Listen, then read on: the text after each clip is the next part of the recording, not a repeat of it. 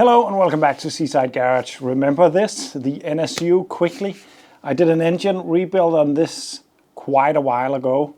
What I did was I changed the gasket, I changed all the bearings, and then I went to start it up. In the previous video I had a hard time making it run right. It wasn't really pulling, and yeah, it turns out I have a problem with this engine that I need to fix. Something that I did not change in this, and something that I thought was all right, but it doesn't seem to be. And let me show you what that is, because maybe you can already see it. There is a compression gauge hooked up to it right now. So if I turn the engine over, yeah, just shy of 70 psi.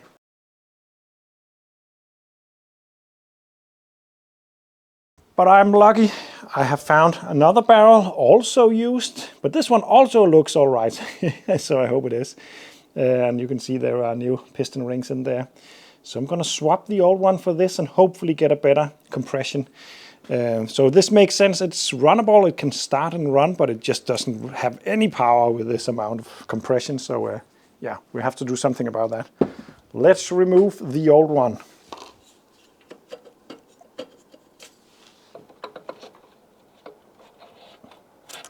There we go. So I'm just checking the ring gap.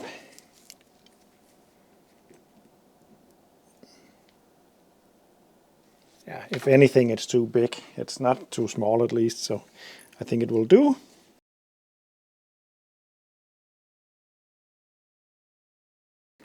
Let's redo the compression test and hopefully get a better result. Still need to fit the exhaust and all that, but it shouldn't matter.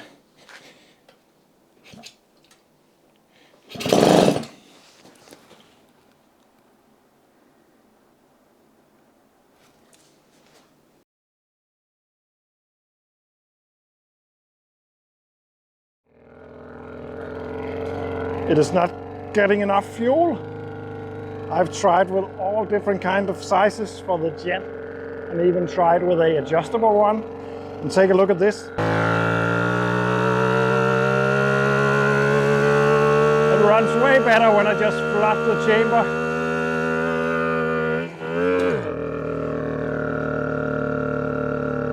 Something is wrong with the carb, and I think I know what. Okay, this video might be a little bit messy because it's filmed over quite a long time. I did a test drive after fitting the new cylinder, and it was pretty much the same, better, but pretty much the same, still not a lot of power. I actually later realized that although 60 psi is not a lot of compression, it is within somewhat normal for these engines. They should be around 60 to 80 psi, I think. Which is low comparing it to all my other mopeds. But as mentioned, it's still not pulling very hard. It's okay on a straight road, but when you reach a hill, it just won't get you up there.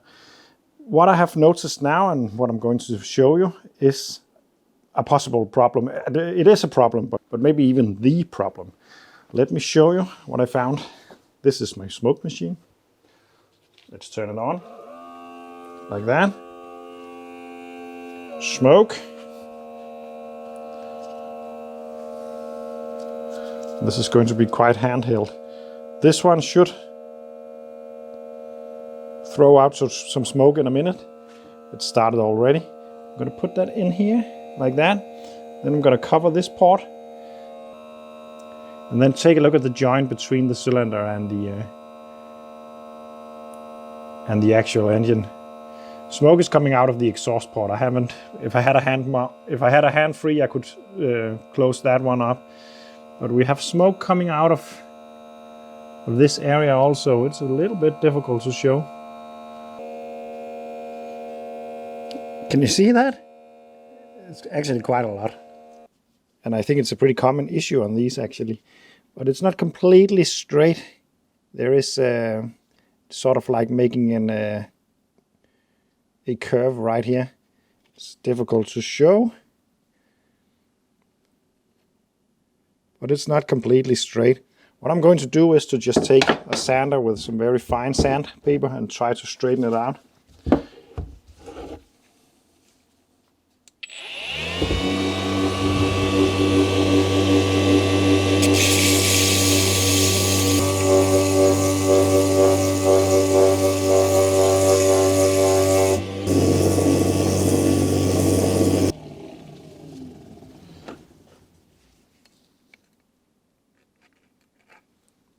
That is much better. I'm going to clean this out because there's a lot of shavings in it now. The next thing is this isolator block made of bakelite, I think it's called. It seems pretty straight and it doesn't have any cracks in it. Then the gaskets are homemade. I think they are slightly too thin maybe. So I'm just going to redo and make 2 new one of those, slightly thicker material.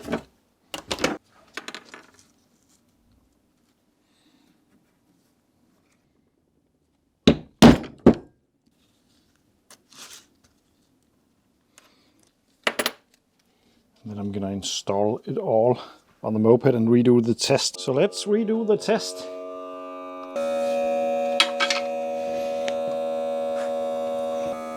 So smoke started to come out of the exhaust port now. But a little bit of smoke because my finger seal is not very tight. But I don't see any smoke from this area now. And if I just lift my finger, just to show you how much smoke is in the system now. I think it's fixed. So let's see if it's any better.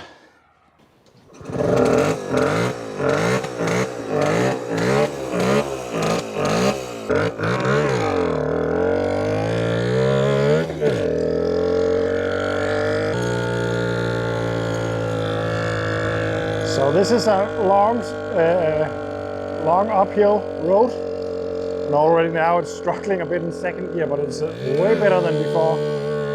Down in first gear. This feels much better. Remember, this is Denmark. A moped is not allowed to go faster than 30 kilometers per hour. So it always seems like something is wrong, especially if you're from a country where the moped is not muffled. But it's actually pulling itself now. That's nice.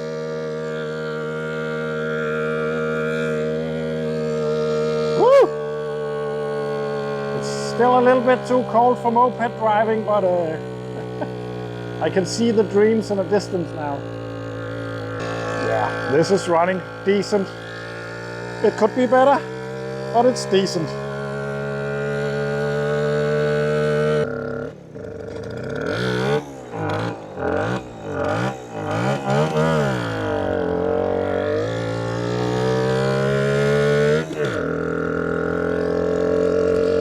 So, I think I'll wrap this video up. This moped has really proven to be a challenge for me. Yeah, I was really misled by the very low compression, but I think it's pretty normal on these actually. Now I have a spare cylinder because I don't really think anything was wrong with it. But now I have a running moped. Thanks for watching, and see you on the next one. Speed!